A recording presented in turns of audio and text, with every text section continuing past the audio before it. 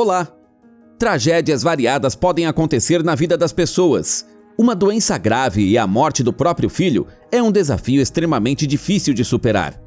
Mas, talvez, mesmo para essas situações, haja uma solução universal para todos? As tecnologias do futuro estão se desenvolvendo rapidamente. E se elas já fossem uma realidade? A história de hoje é sobre isso. O futuro da Terra é triste. O aquecimento global causou inundações e a destruição de cidades costeiras como Nova York, Amsterdã e Veneza, bem como uma migração massiva e uma crise de fome terrível.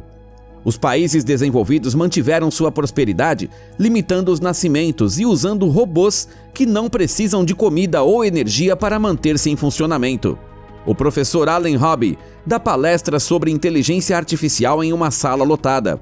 Com um objeto afiado, ele demonstra o reflexo de dor de uma garota robô que parece igual aos demais. Esta é uma nova classe de robôs capazes de imitar emoções e pensamentos. What did I do to your feelings? You did it to my hand. Mas eles não são capazes de sentir de verdade. O professor quer ir mais longe e criar um robô que possa amar. E como o amor pode ser variado, ele toma como base o amor de um filho por um pai, que, segundo ele, é incondicional e nunca passa. Essa criança robô perfeita, que não adoece e não envelhece, também será procurada por famílias sem filhos. Para os robôs, isso abrirá mundos de experiências, intuição e até sonhos. Uma garota na plateia levanta a questão da ética e de qual seria a responsabilidade que teriam os pais dessa criança artificial. Afinal, o ódio pelos robôs já está crescendo na sociedade, assim como o maltrato a eles. Isso faz o professor pensar, mas ele retruca. Deus criou o Adão para que ele o amasse. Enquanto isso, Henry e Monica Swinton dirigem para uma clínica, onde seu filho, Martin, está em coma induzido em uma câmara criogênica. Ele sofre de uma doença incurável. A Monica se senta para ler um livro para ele e o médico aconselha o agitado Henry a cuidar não de seu filho, mas de sua esposa, que não consegue superar a depressão há 5 anos.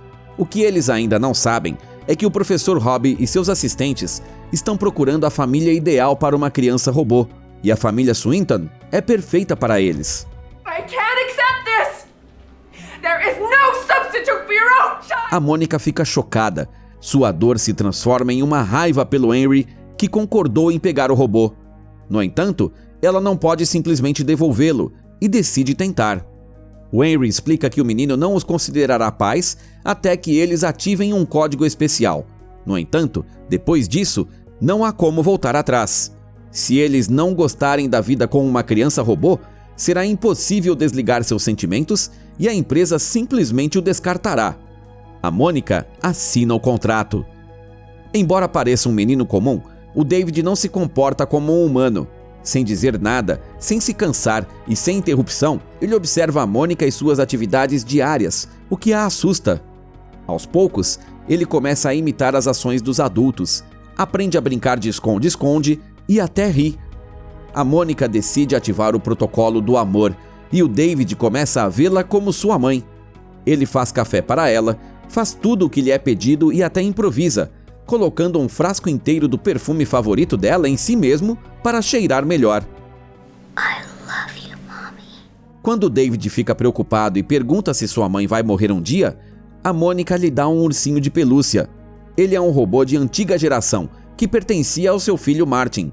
Parece que a Mônica recuperou a razão de viver e está feliz com isso. Mas, de repente, o inesperado acontece.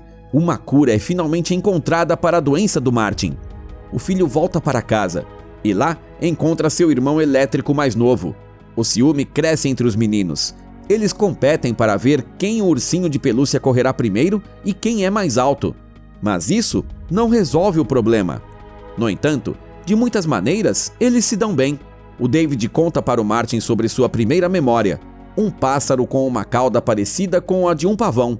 E o Martin sugere que eles leiam o livro do Pinóquio à noite, dizendo que o David com certeza gostará dele. E, de fato, o menino robô fica impressionado com o episódio do livro em que a fada azul, que aparece em um sonho, realiza o sonho do Pinóquio e o transforma de um menino de madeira em um garoto de verdade. Um dia, porém, os irmãos decidem competir para ver quem come mais. David, stop it! E o robô, que não pode comer nada, vai parar na mesa de cirurgia. A Mônica se preocupa com ele como um filho de verdade, e seu filho biológico assiste a tudo isso com ódio nos olhos. O Martin promete para o David que ele pode fazer sua mãe amá-lo mais, mas primeiro o robô deve fazer algo: cortar uma mecha do cabelo da Mônica enquanto ela está dormindo. Os pais acordam no momento mais inoportuno, claro, e a Mônica quase perde um olho. O Henry, enfurecido, quase quebra o David, e depois afirma que quem sabe amar também sabe odiar, mesmo que agora o robô esteja apenas tentando conquistar o amor. Na festa de aniversário do Martin, os convidados examinam o robô e ativam o seu reflexo de proteção. O David, apavorado, se esconde atrás do seu irmão e se afasta das pessoas com ele. O David puxa o Martin para o fundo da piscina, mas os adultos o salvam. O robô fica no fundo da piscina enquanto o Martin é ressuscitado. Esta é a gota d'água para o pai da família, cujo filho ficou novamente à beira da morte, mas agora por causa do robô. No entanto, a Mônica não consegue enviar o David para a reciclagem e toma a difícil decisão de deixá-lo na floresta junto com o ursinho de pelúcia. Chorando, ela lhe conta a verdade, lhe dá dinheiro e o instrui a não se aproximar das pessoas, e sim se esconder junto com outros robôs fugitivos. I'm sorry I didn't tell you about the world. Na próxima cena, vemos um homem perfeitamente arrumado que não conhecemos. Este é o Gigolo Joe, um robô projetado especificamente para dar prazer às mulheres. Depois de concluir sua tarefa com mais uma garota, ele vai encontrar a próxima, mas a cliente está morta. Seu ciumento amante humano abandona a cena do crime, fazendo o robô parecer culpado. O Joe foge e começa a destruir os mecanismos de rastreamento do seu corpo. Enquanto isso, o David e o Ted vagam pela floresta escura. O menino não perde a esperança de voltar para casa e para sua mãe. Eles dão de cara com um caminhão que despeja em um lixão um monte de robôs que já cumpriram sua missão. Robôs fugitivos, que precisam de peças de reposição, correm para lá imediatamente. O Joe aparece ali e logo sai correndo de uma enorme aeronave em forma de lua. Ela é controlada por humanos, que procuram e capturam robôs. Eles gritam slogans contra os pedaços de metal por um alto-falante. Em terra, os robôs dão de cara com motociclistas. Eles são capturadores em motos que, ao comando do líder dos humanos, pegam o Joe, o David e o resto. O Ted escapa da armadilha e os amigos se separam, enquanto a babá robô conforta o David. O Ted segue a aeronave a pé. Os humanos os levam para a Feira da Carne, onde um show de rock, cerveja e batatas fritas são combinados com uma performance de transformação de robôs em sucata. Para a diversão da multidão, os robôs reféns são lançados através de anéis em chamas, são encharcados de ácido e cortados ao meio. O David é tão diferente dos outros que uma garota e outros funcionários da feira o notam. Eles consideram guardá-lo para outros fins, mas o líder dos humanos leva o David e o Joe para a arena. Ele faz um discurso sobre o cinismo das corporações que brincam com os sentimentos dos humanos, criando robôs cada vez mais indistinguíveis deles. Don't burn me! I'm not Pinocchio! Mas ao ver o David gritando de dor e medo, a multidão, que estava enlouquecida, começa a sentir pena dele, se rebelar e exigir que deixem o menino ir embora. Eles jogam objetos na arena e quebram as cercas. Devido ao caos iniciado, o Joe, o Ted e o David conseguem escapar. Vemos a mesa do Professor Robbie, na qual há fotos com o David. Os assistentes o informam que encontraram o menino robô na feira, o que o deixa muito feliz. O David diz que está procurando a Fada Azul, uma mulher que o ajudará a se tornar humano. O Joe convida o David para ir com ele para a Cidade Vermelha, onde as mulheres são como as estrelas no céu. Além disso, nesta cidade mora o Dr. Saber, que, segundo o Joe, sabe tudo. Ele quer retribuir o David por salvar sua vida. Eles pegam uma carona e vão para a Cidade dos Prazeres e Vícios.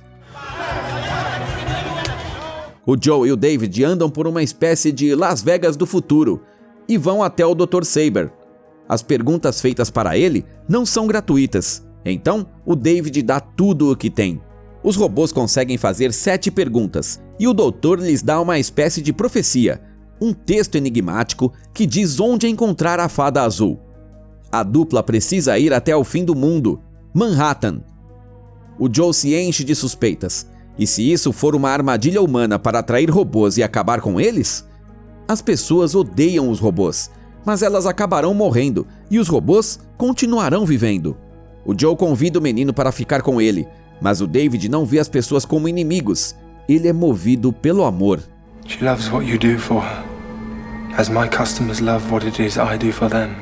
O sonho do David continua inabalável, só que, na saída do prédio, um helicóptero da polícia já está esperando por eles. Eles pegam o Joe. O David e o Ted, aproveitando a situação, entram em outro helicóptero que está vazio, pegam o Joe pelo caminho e voam para Manhattan. Nova York está inundada e destruída. Mas os personagens conseguem encontrar o lugar exato da profecia, onde choram os leões, que na verdade são estátuas gigantescas. Ao entrar no prédio, eles veem uma porta com a profecia escrita nela. Is this the place they make you real? Do outro lado da porta, o David encontra seu sósia. Quer dizer que ele não é especial, nem excepcional e nem único. Em um ataque de ciúmes e medo, o David explode a cabeça do seu sósia e começa a destruir tudo ao seu redor. O professor Robbie aparece e explica que o David estava sendo seguido e recebendo dicas. Sim, tudo é só um experimento. Mas o David fez algo que nenhum robô havia feito antes. Inspirado pelo conto de fadas do Pinóquio e pela fada, ele sonhou, amou, sentiu.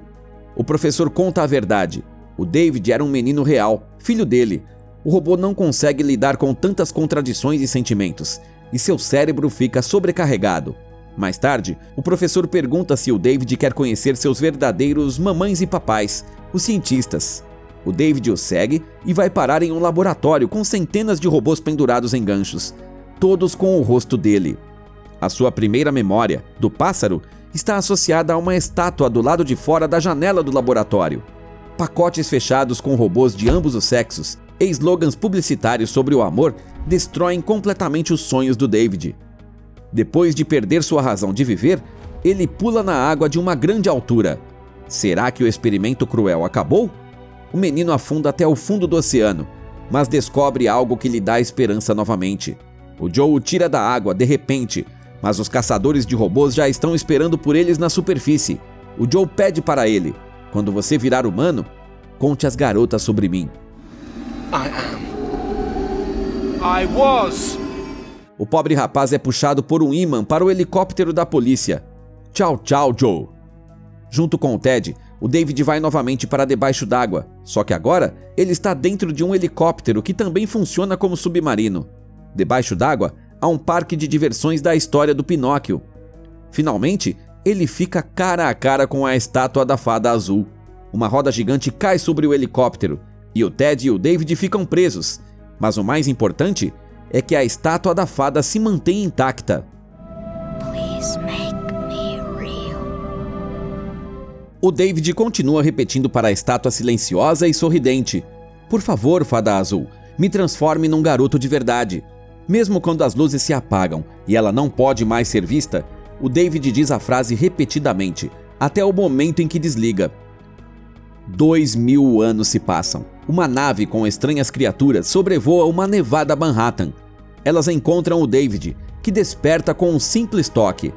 Ainda na esperança de um milagre, ele se aproxima da fada azul.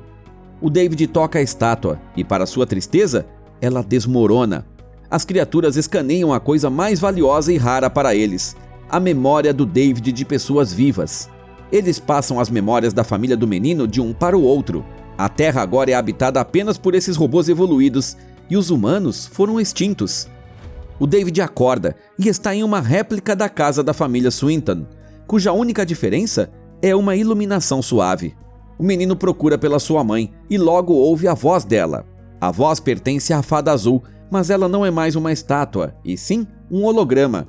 Ela finalmente responde o pedido do David e diz que não pode transformá-lo em um menino de verdade. Através do holograma, os robôs contam para o David que agora ele é realmente único em todo o mundo e que sua mãe não está mais viva, porque 2000 anos se passaram. Eles podem reviver outros humanos a partir do DNA que coletaram para que ele não se sinta tão solitário. Mas sua mãe, Mônica, infelizmente, não pode ser revivida. Do you remember when you cut some of Mommy's hair? Henry shook me. Mas o Ted, que sempre esteve por perto, guardou a mecha do cabelo que o David cortou da cabeça da mãe dele. Os robôs explicam que, infelizmente, os humanos recriados a partir do DNA vivem apenas um dia e o processo não pode ser repetido. Mas o David quer acreditar que sua mãe será especial e viverá mais. Ele os convence a recriá-la. Os robôs admiram a capacidade dos humanos de dar sentido à vida e como David aprendeu isso com eles. É exatamente isso que os robôs procuram ao tentar restaurar pessoas. Amanhece o dia e o robô chama o David para encontrar sua mãe. Do you like some coffee? Just the way you like it. Yeah, I'd love a coffee. O dia seguinte é o dia mais perfeito para o menino, que finalmente se sente um garoto de verdade.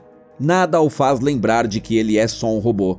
A Mônica não faz perguntas sobre o passado e simplesmente aproveita o momento. Eles brincam e comemoram o aniversário do David soprando as velhinhas de um bolo. O melhor dia da vida dele termina com as palavras de sua mãe. Eu te amo, David. Sempre te amei.